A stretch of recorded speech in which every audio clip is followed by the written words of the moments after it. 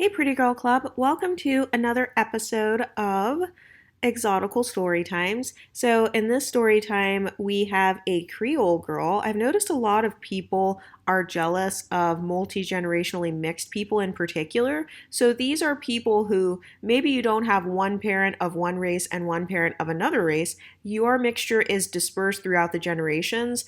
And so, because of that, not only do you often have unique features, but a lot of people they get mad when they can't make fun of you and say, oh, well, you're Becky's daughter, you're Ling Ling's daughter, you're half Neanderthal. So a lot of people actually get very triggered by multi-generationally mixed people. I've noticed this with Creoles. I've noticed this with like Afro-Latinas. A lot of people get very triggered because it's more difficult for them to make fun of you because you can't call Beyonce's mom Becky because you know that Beyonce is multi-generationally mixed and Creole and beautiful. So I've noticed a lot of people, they get very jealous over Creoles in particular. But let's go ahead and get into the story time. She says, hello, EU. Congrats on 11K subs. The community is growing quickly. Yeah, be sure to subscribe if you're new here and join the Patreon. She says, I am a light-skinned Fenty 350 Creole MGM with type 3C hair. Similar phenotype to YouTubers Miriam Hampton or Chablis Peterson. Your videos have always been comforting to me and a good reminder of who I am as a person in between all of the gaslighting I've faced. Growing up, I've always fit in with Latinos more than any other group, having close friends and eventually dating a guy who is Mexican.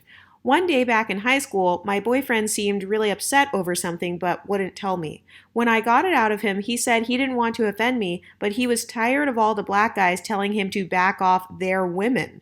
I was shocked because I didn't realize this was an issue, but he was receiving daily threats of violence.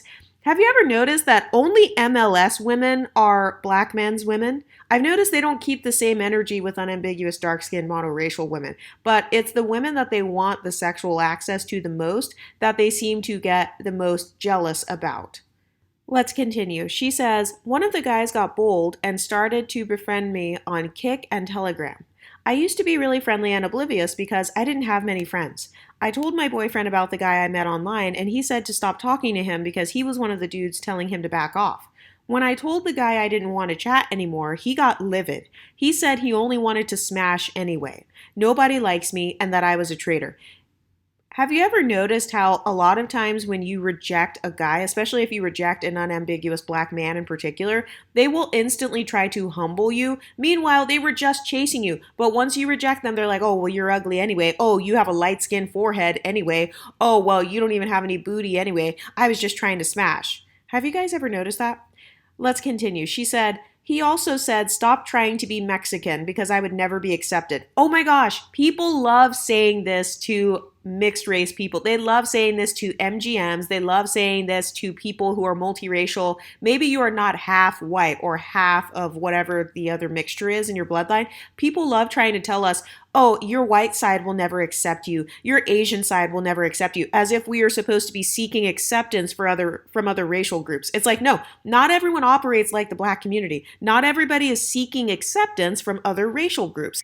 It's like, no, just because you as an unambiguous black man are constantly seeking acceptance from other racial groups, that does not mean that we as mixed people are constantly seeking acceptance from our white side or our Asian side or the native side. So telling us that we are not going to be accepted by white people, it's not the insult you think it is. Because a lot of us mixed race people, we are not raised sometimes with the same inferiority complexes. So I don't care. Like, I really don't care if some white girl doesn't accept me. I wish a white girl would walk up to me and say, I don't accept you because of your blackness. I wish a white girl would say that to me. But anyway, she says, I thought that was the end, but it wasn't.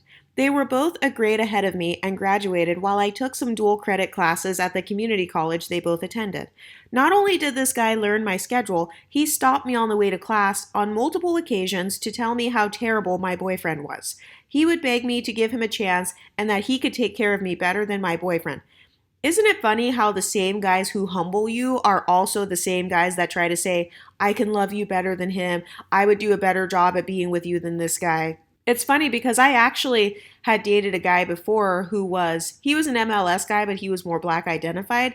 And he got mad when I ended up dumping him and going to a non black guy. And he tried to use that same exact talking point like, oh, a black man can love you better, or I can love you better than him.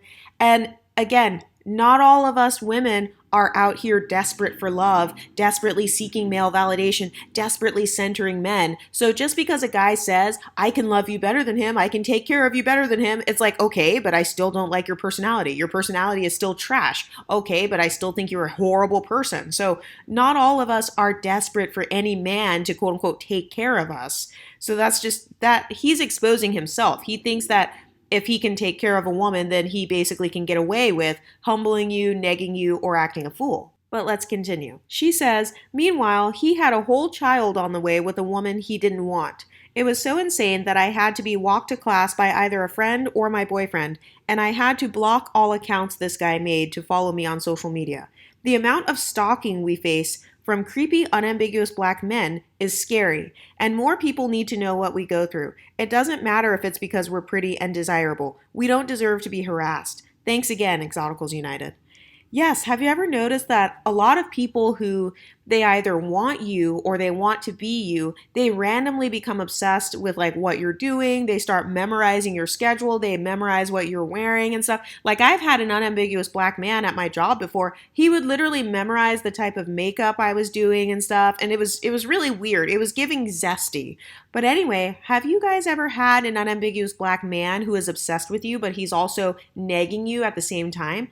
Let me know in the comment section and I'll talk to you next time. Stay pretty, ladies.